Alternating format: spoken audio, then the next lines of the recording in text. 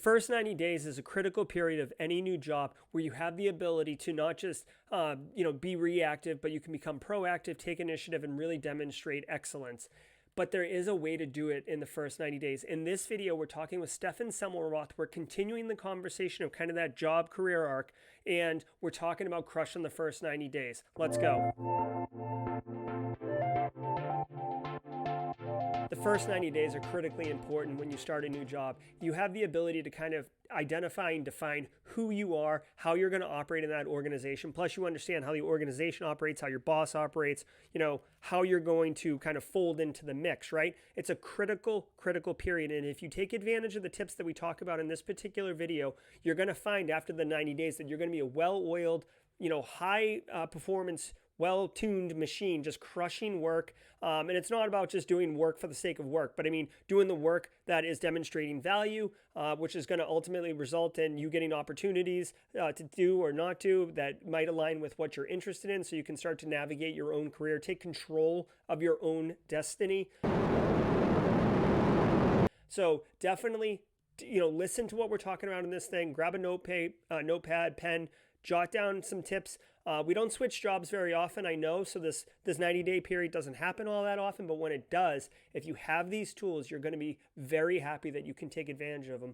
Now, if you're new here and you don't even recognize me, my name's Jerry Ozier. This is Simply Cyber, the YouTube channel designed to help you make and take a cybersecurity career further, faster. And on this channel, we do deep tech reviews and get hands-on skills developed. And sometimes we talk to experts like Stefan about how to dominate your cybersecurity career. So if that's interesting to you, check out the other videos on the channel. We've got like 150 at this point. We're covering all the bases. So you'll find something in here that speaks to you. So I appreciate that, and thanks so much. Let's go talk to Stefan. All right, so we're back with Stephen Semmelroth on the Crushing Your Career, your cybersecurity career video series. Stephen, thanks again for being here. Today, we are telling you exactly, you've done the offer. I mean, you've got the offer letter, you negotiated it like a boss, you've done all your networking, you've got the job. So now what we're going to do is we are going to crush it like a boss your first 90 days of the job, because you have a serious opportunity to make some serious headway and really establish yourself and really to start delivering value to your organization. So Stefan, what are we going to do in our first 90 days of our brand new cybersecurity job? First off, thanks for having me. I love being here. I want to grow the community. I want the community to just be better in everything. And so, yeah, let's talk about the first 90 days. Okay, first 90 days. Expect it to go slower than you expected. Why? Why should you expect it to go slower than you expected? Because with vast majority of organizations, when you show up, you're going to be ready to go, but they're not going to be ready to go. So what does that mean? That means when you get there, you probably have a week or two of onboarding of this is how we do our HR. This is how we submit forms for leave. This is how we do this. This is how we do that. This is how we use our internal company chat feature. And you're sitting there like, yeah, no crap. Like, yeah, chat, done. Nope, I got to slow down a little bit more. And then, so you've got that piece. And then you also have the getting to know the culture a little bit. And in general, the first 90 days, you don't want to change too much. You're still getting in there and you don't have context yet. Now, on the flip side of it, if you're going to a pro services organization, it might be straight into day one, GRC, go build a policy. Could be. But the vast majority of companies are going to show up and there's something of a plan or something of onboarding. And that's, a week, 2 weeks, maybe 3 weeks. Maybe there's some training involved in there as well. So we target 90 days. 90 days is kind of the good go-to time to build your transition in the company. One of the things that I like to do when I'm sitting down, and I've literally done this in the past, right? Both in the military, outside of the military, and then coached a lot of people through this as they try to figure out what it really looks like. So what is that plan? 90 days. Well, how could I possibly know what I need to do in 90 days if I haven't been there yet? That is a fallacy. It is a good question, but it's a fallacy. Let's talk about why you should think about it in a different perspective. Number one, what happens when you run into something that wasn't quite what you thought it was, and now you got to call legal. So let's put that in. Day 63, reach out to legal. Understand who's on the legal team. If you're in a role that potentially requires lots of legal, that should be day 20. And what about HR? I need to know who HR is. And who runs my benefits? Is that HR or is that somebody else? Maybe it's operations. Need to have those guys on lock. Okay. And what about the programmers or the developer team or the ops team or whomever? Well, I need to know those people too, right? So those are some one-on-one meetings that I should set up whenever possible. So you sit there and you go, okay, my target, 90 days.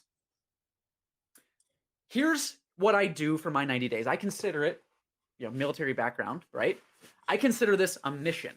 And what I want to do for my first 90 days is figure out what I consider my mission to be for that time frame, that time block.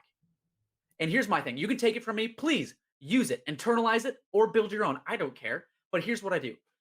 Two things. One, I define my first 90 days is having transitioned from I and you to we. And that is something that you can literally hear when you show up. Hey, welcome to the team. You're going to love it here. Hey, we're going to lunch. Would you like to come with? Hey, this is amazing. I'm glad everybody else is here, and I'm glad it's us together. Yeah, I know us isn't we, but you get the picture, right? The second thing that I define my own 90 days is a little bit more challenging. I define victory at the first 90 days for me of nothing else is having transitioned from being pulled by the team to pulling the team. What does that mean? That means I've gone from reactive to proactive. That means I know the team, I know the business, I know our clients, I know our vendors, I know our suppliers. And I know, at least at the cursory level, whom I need to reach out to when I have issues. And I also know who I can help that might need help. Okay, cool. So now I've got my target, and then I backwards plan from there. A lot of it is people. And then I'll block in time for systems, my evaluation, coming up with terms, and then I break it into 30-day blocks from there. So some of the things that I do for like my 30-day and my 60-day blocks, by the end of 30 days, if I haven't identified yet what one of my boss's biggest goals is that or problems that they need solved, then I kind of missed the mark. Because by the end of 60 days, I need to have a plan to at least attack that problem. And then by 90 days, I have started to implement some of those things. So we've gone to implementation phase, and that's where I pull instead of be pulled. There's tons of stuff you can do. Yeah, no, these are all excellent points. I mean, you started off with identifying key POCs, and I feel like a lot of people only think about like their teammates, which it's important to learn your team, but you really need to like you said, legal. I just started a new job. I set up a call with legal, right? HR, you're going to go through, but if you're going to be doing something, another one, like if you're going to do something like training or whatever, you're going to need HR involved. Another one that some people might want to consider is communications, right? How do you communicate out to the enterprise? Like this isn't, just like a social media club. Like you can't just blast the entire enterprise as you seem fit. There's usually policy around that. And then one thing that you didn't mention, but you kind of touched on, are those key vendors. Who are your service providers? And, do you use a vulnerability scanner? Who's your, they change the name all the time, right? But who's your customer success manager? Who's your, customer journey Sherpa or whatever? Account manager, client success person, client advocate. Yeah, nobody agrees on these names. Yeah, there's a million names, but basically, if you've got a tool that you're going to be using or relying on as input for you to make decisions, then you probably need to find out who the right person is, because eventually you're going to need the tool's not going to do what you want it to do, or something's wrong with it or whatever. And then you don't want to be at the company's main website looking for the contact us button. You want a person to ping immediately. And Hmm. I really love your idea, Stefan, of having that kind of 90-day strategy. And everybody kind of says 90 days, or first 100 days or whatever, and having these goals as you get acclimated in. But I like how you set kind of milestones and initiatives. And one thing that you said that I can't emphasize enough is understanding, like, you should have asked this in your interview. If you didn't catch the episode we did on interview, go back and watch it. It's part of the playlist. But you should have asked, why am I being hired for this job? Right? They're not hiring you because you dress well or you got a great attitude. They're hiring you to solve a problem. What is the problem? If you don't know what it is yet, ask your boss, right? Hey, like, what are the major pain points right now, right? Is it compliance?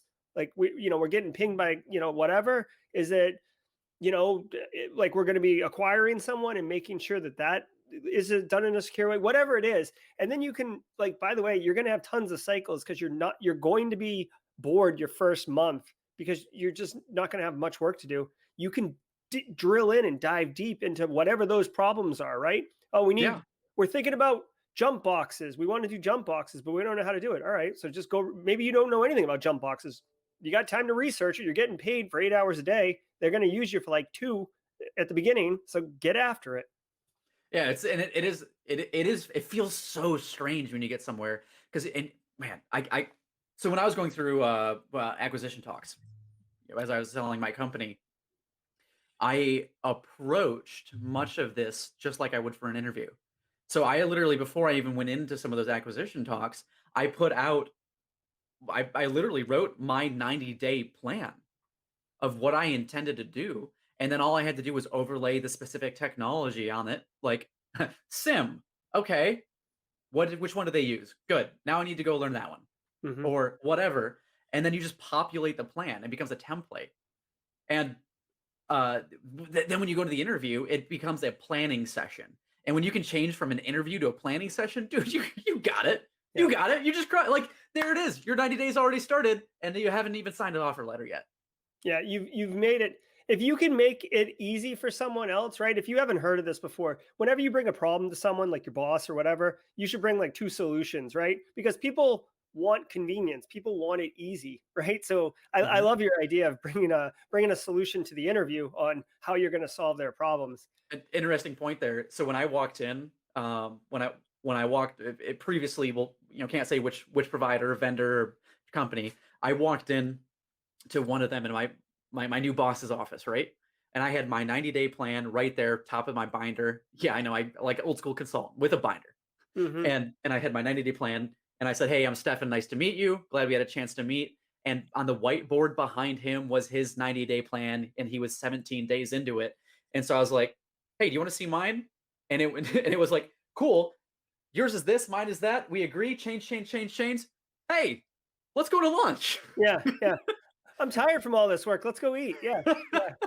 That's Yeah, so awesome. we knocked out like 3 hours of work in about, it was less than 20 minutes. Yeah, wow. So I'm Yeah. sure you got the job, right? I did. I Yeah, did. yeah. Well done, well done.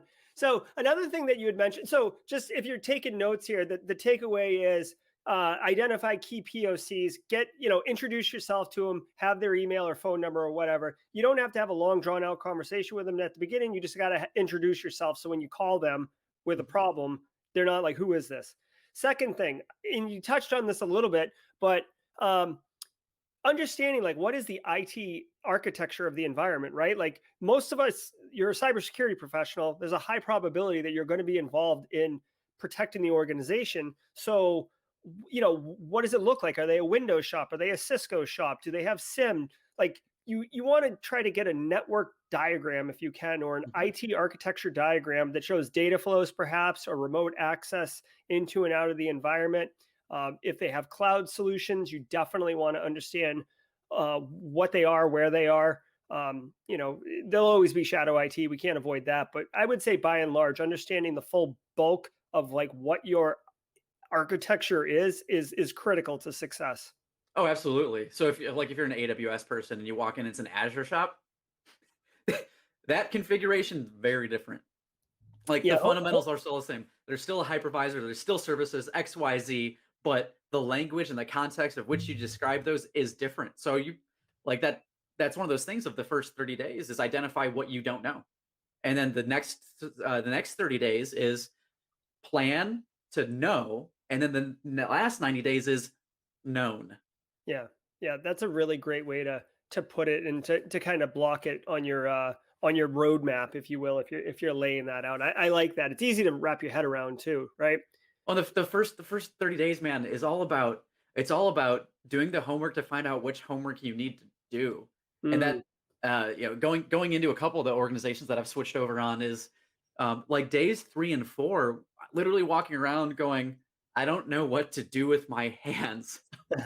like, like I did massive prep before I got here, and now like I've got 45 minutes in between learning how to use our chat feature and then the HR call, and lunchtime's not for an hour and a half, so I guess I'll get a coffee.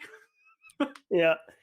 Yeah. Another, I feel like it gets a bum rap, right? But for me, Stefan, I don't know if this is in your keys to success, but for me, because I have all this free time, I always make it a point to try to digest as much of policy as I can. Understanding what policy your company has is important. And I'll tell you two reasons why. One, obviously there's your cybersecurity related policies, right? Password policy, access policy. You really should get familiar with those, because when you're calling an end user and telling them that they can't do that or they're requesting something, having that policy is ironclad. You can't, there's no argument. It's against policy, right? Also, I've worked at organizations where I have unearthed policies that, like, one was a certification incentive policy, and it said basically if you get this cert, you get $750. And I said, huh, it's interesting. Does anyone else know about this $750 program? No one had heard of it, right? That's when you pull out the policy and Yep. then you go, Yeah, exactly, exactly. But you know what? At the bottom it said if any cert is not on here, here's the process for submitting certs. I submitted 7, then I got 7, and then I made $5,000. So there is some benefit to fully appreciating and understanding what the policies are. And again, I know it gets a bum rap. People love just running renegade, but policies are there for a reason, and really you can use them to your advantage, or not. But at least you'll know what they are. I'm going to push back on that a little bit. Okay, let's do Not it. not for an apparent reason, but for a reality reason. So in the work that I do, as a security advisor with tons of clients all over the place, um, you will be terrified by the number of companies that don't have a policy on anything. Right. Well, and okay, so I wouldn't even call that a pushback. I mean, that's a reality of the situation. And if you're coming in to the organization in a either GRC role, maybe you're coming in as an analyst, or Mhm. you're coming in as a CISO or director of InfoSec, this is an opportunity for you to start laying down some policy groundwork and maturing the organization. And I know Neil Bridges on his show and I got into a little bit of a kerfuffle around policy and stuff, but if you write policy and it's just ignored by the organization, well, that's a different problem. That's Yes, it governance. is. That's tone at the top, and that's a totally different situation. But so I guess I would say to your point, Stefan, if you try to read the policies and there's none exist, well, that's another interesting observation. Well, that's a different piece because that's something that you'll probably identify in the first 90 days for sure, but you probably won't be able to tackle it in the first 90 days in most roles unless you are coming in as a CISO to develop those. And even most CISOs that I know that come in, only about 30% of them write their own policies. Most of them outsource that to a fractional CISO or a security consultant. And that's a whole project of by itself, right? It's a whole project by itself just for that piece. So again, doing the homework to find out what the homework is. Yeah, absolutely. I wish I had thought of outsourcing that. Dude, Person. outsourcing is it's an amazing lever to pull because it allows you to delegate all of the stuff that are like all of the ankle biters. Like we talk about alert fatigue, and then you go get a virtual SOC or an outsourced SOC, so that way they can handle all of the alerts. So that way you can do the things that you need to do. These are some great ways to do that, and they're generally cheaper than doing it yourself. Yeah, it's a great point. It is a good point. Now, another element for me personally around being successful and really uh, the optics of demonstrating how much of a go getter you are and stuff like that is identifying what training you may need and then getting it. Like, so Mhm. you just touched on this a few minutes ago, AWS versus an Azure shop, but if there's a tool set that they're using that you don't know about, or they're in a market like an industry, like you're moving from healthcare to manufacturing, and you don't really know that space because it is nuanced, go get the training, do whatever you got to do. Uh, I I mean, personally, nothing is more impressive to. Well, I guess there's more than this, but something that's very impressive is when someone proactively goes and gets educated on a very specific thing that has direct value to whatever it is that they're supposed to be doing for me or for me or for the company. Yeah. Oh, absolutely, and I've seen this, demonstrated like a million times. So, like, companies that decide that they want to go do, work, say, in China. Like, what do we do that? Like, there's a lot that goes around that process, different culture, different values, different yada, yada, yada, and there's cybersecurity like, the national cybersecurity policy. Cool, go read it, so that way, when you come in and the question becomes about, like, what are the risks here? What are the costs? What are the benefits? Hey, here's some of the legitimate things that we can perceive as risks based off of the policy. And then it went from TLDR to, ooh, red, informed, this is good. Yeah, that's an excellent point. Having that situational awareness, and I feel like it's funny you point out like a big document like that that everybody knows of. So a lot of people have heard of smash the stack for profit, for fun and profit. But like, Mhm. have you ever read the paper? You probably not. It's not like it's not this the paper itself is not written as funny as the title. It's much more of a academic paper. And like these Biden's executive order on improving critical infrastructure and all these things, right? Like you can gloss over it that, oh yeah, it's the government trying to improve cybersecurity, but like what is the meat of it? And if you don't know, then you're really kind of faking it by speaking to it, or you're speaking in such generalities that you're not really adding value to whatever the conversation is that you are contributing to. Absolutely. So that's where one of the things that when I like we had a conversation recently on looking at moving to a new communication platform.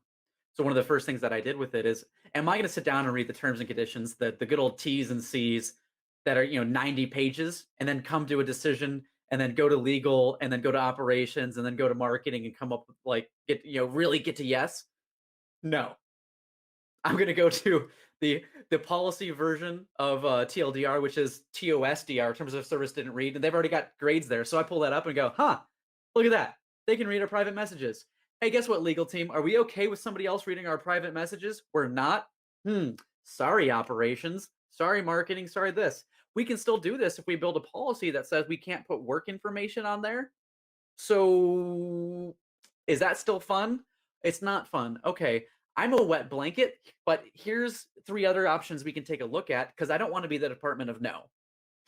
Yeah, I agree. You definitely want to enable, and it is funny. I would encourage anyone to take a look at some of these services that you are sharing data with, either personally or professionally. I read one the other day. I mean, they're not even trying to be like slick about it anymore. I mean, they will literally say we read and cache all of your data. It's like flagrant, because they're telling the truth and people just click through it. So yeah. If it's free, you're the product.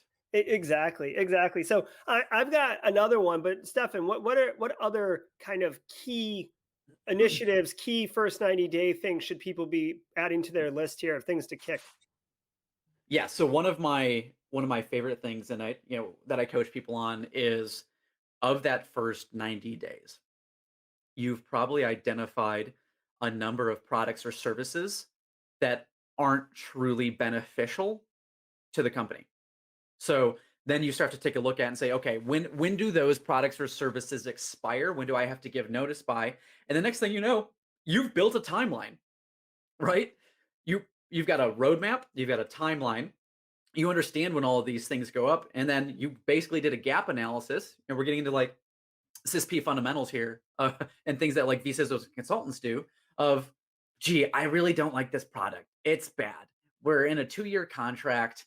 It's not my favorite, so I'm gonna have to suffer through it for at least 18 months, and then I can give notice. But in order to do that, there might be a cost increase, so I have to get budget, and that's in the fiscal year X. So and then boom, now I've got a plan. That means I have to do proof of concepts these 3 months, which means I need to do some vendor selection before that. And I need to go to the budget board and say, hey, we need to make this change, which the first step to change is getting all of your stakeholders to acknowledge that a change must be made. So we got to do that. And then, okay, time frame. Here's our get well plan. Now I just have to figure out how to go out and find those vendors. And there's a couple really cool ways to do that. And oh, by the way, in your first 90 days, one of the things you should be asking is, hey, what's coming up for renewal? What services are we paying for that's coming up for renewal that I need to know about right now? Because if there's something that we're about to do a 3 or 5 year commitment on that I do not believe is in the best interest of the company, then I need to solve that right now. Period. And that might become your sprint. That might become your first legitimate sprint. And there's tons of things that you can do, especially if you're able to save the company money. So if you swap out an apple for an orange, that still accomplishes your goal of not getting scurvy, then you can do that and save money. And you do that in your first 90 days. Champion. Here's your merit badge. Boom. Yeah, I would agree. If you can save the organization money, you will be the business's favorite analyst or favorite engineer in the infosec team for sure. And I would also caution people, especially if they're like it's your first job or you're new to the corporate world or whatever. You know, you should find these things out, but tread lightly, right? Because sometimes people are like fully in bed. Emotionally committed. Yeah, thank you. Yes, they're emotionally committed to Splunk. Like they love Splunk. Like even though you could save money going with Logarithm or whatever, like it's not going to happen. So do have some emotional quotient and read the room, or at least be objective in how you approach it. Don't just say like this is ridiculous. What are we spending money on this for? So I just would caution you on that. Now, yeah. Oh, go ahead, Stefan. Yeah. Yeah. So do you want me to jump in? Because I think it's relevant. Do you want me to jump into a couple of the different ways that you can just buy security or IT services in general? Yeah, absolutely. Yeah. Okay. So, okay. So, Stefan, you mentioned ways to like go get those vendors. A couple interesting ways. So, what would that be? So there's a couple, and some of them are really well understood within the IT community and not in the cyber community. And there's some that are really well understood in the cyber community that are not. So there are cost benefits. So let me give you this unbiased opinion as I can for these. Number one is direct. There's some companies that you can only buy services from direct. You have to reach out to them. You have to go through their sales process. Lockstep, you get it. Sometimes you just go into AWS Marketplace, grab, drop, done. Then there are value-added resellers, which VARs, very, very well understood in the IT community, not so well understood in the cybersecurity community. That's starting to change now. We've kind of hit an inflection point. What those VARs do is they buy in bulk, bulk, bulk, bulk, bulk, and then maybe you only need like 200 licenses for something. And if you were to go direct, those 200 licenses, X number of dollars, right? But if you go to a VAR, then they've bought 16 million of those licenses, bottom dollar rate. And then you go to the VAR and you say, hey, can I buy 200? And they're like, yeah, no problem. Here you go. Boom. Literally cheaper and potentially faster. So that's a great option. And sometimes those VARs, the value add piece is they're literally adding services around that product. So there are times, I've seen this a number of times, when you go out and you buy one of like at the same rate as you would direct, but now you're getting services on top of it, and somebody else is managing that for you. So not only have you done an apples for apples comparison, you've gotten what you could have through direct, but now somebody else is managing it so you don't have to. It's a great way to go. Now let's take a look at another one. The advisory. So advisory, maybe brokerage, depending on how you look at it. That's another great way. Not quite as well known in cyber, still well known in IT. Again, that's another thing that's changing.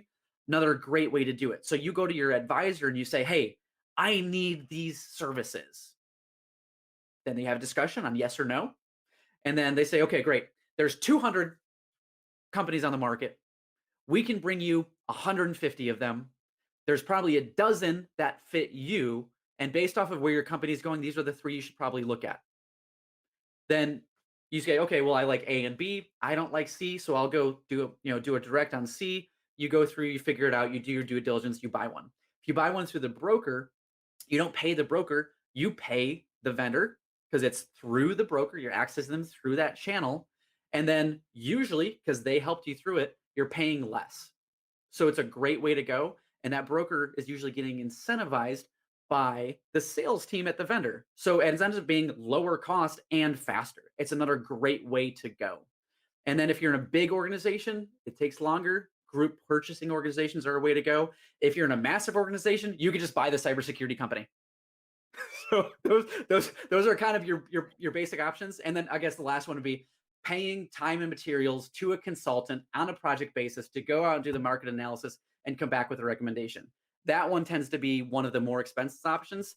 But if you're in a very niche market and you don't know apple, orange, kiwi, pomegranate, then that is a phenomenal way because it's really hard to figure some of that stuff out. Can be a really, really great way to go. And still you're having somebody else do it. So those are the general ways.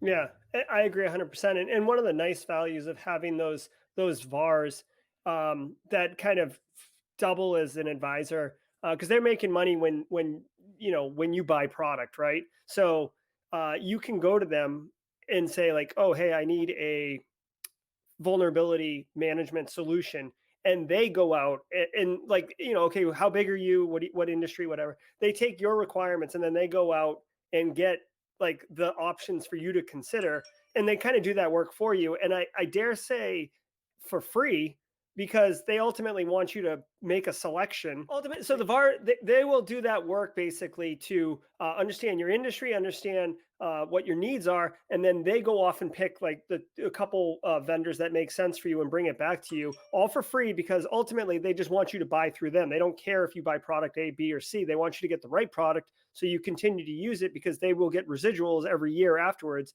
So you get a better rate, they get a piece of the pie, and you get like staff augmentation basically because they're out doing research for you. Yeah, absolutely. And so the VARs have a kit of companies that they can access. The brokers have a kit of companies that they can access, and it's just two different models. So they're very, very complementary. And I work with clients all the time that they've got direct for these two products. They go through a VAR through these 4, and they go through a broker through these 10. And so it's a really cool way of like, hey, we need something fast. These are my channels for that. I push the button, I go. I need something that's a little bit more really, really, really super well thought out. Then I go through this channel. And like, it's when you have that good mix, those partners become part of your team and you trust them. And then they'll, like, a good partner will tell you, hey, I can't get that for you as well as if you go through the VAR, or I can't do that as well as if you go through a broker. And then like you win and you pay less. Absolutely. So I want to share my personal last thing that I personally do in order to crush it in the first 90 days. And then, if you have another one, Stefan, I'd love to hear it. But for me personally, you may have heard this, and it's becoming more and more present, but understanding the business, right, is critical, right? I know that we love hacking all the things, and we love, our sim and everything like that. But we don't operate in a silo anymore. We are there to enable the business, and if you don't understand what the business is doing, or the key word I want you to take away is what their critical business processes are, then you may be misaligned, and you may not get budget for what you need. You may be making a point that falls on deaf ears.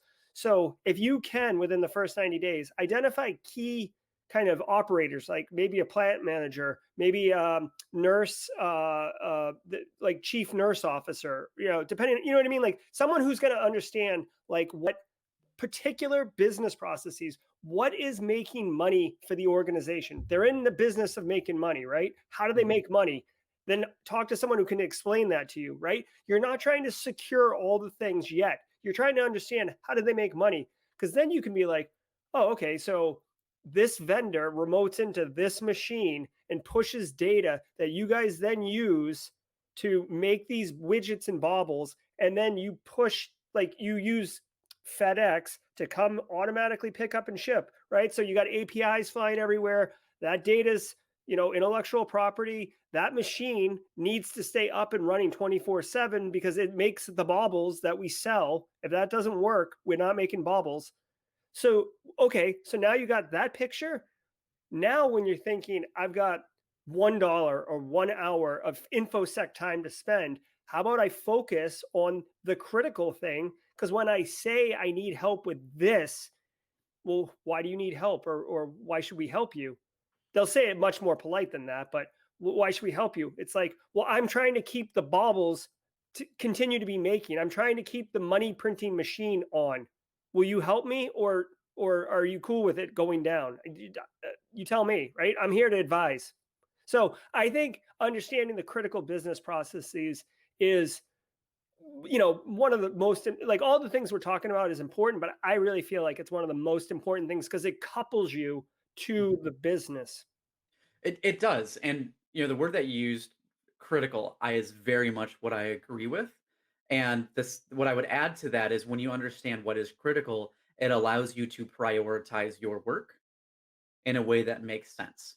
Because, and we talked about this before, your job when you get to a company is to not just do things right. Your job is to do the right things. And so once you grasp that and you understand the go-to-market strategy and the impact across those functions, like now we're cooking with fire. We are cooking with fire, which allows you to then do the right things the right way. Yeah, couldn't say it better, man. It's so spot on. So what's your best final like gem for our audience? Yeah, so that first 90 days is so critical. There's literally a book on it called The First 90 Days. I recommend this all the time. Michael D. Watkins, the author, does not sponsor me to say this. Probably should at some point. But no, I'll put a link. I'll put a link in the description below to the book. Yep. you can literally see that mine is tabbed, right. This is like it's a great book, and it's so great that I can remember multiple times when I've gotten on planes and I've been walking down first class or past first class because that's not my life yet. But look over and see this book in the hands of first class passengers, of men and women that have gone ahead of us, and they've figured it out, and they're continuing to figure it out by reading, and that is the book that they're reading. So if it's good enough for them, you can be darn sure it's good enough for me. Okay, that was really awesome. Thank you so much. I hope you got some great tips out of there. If you need help finding a job, check out this video up here. And if you need help doing your resume, check out this one right here. They're part of this same 6-part series. You should really just bookmark the playlist because it's awesome content. We'll see you next time.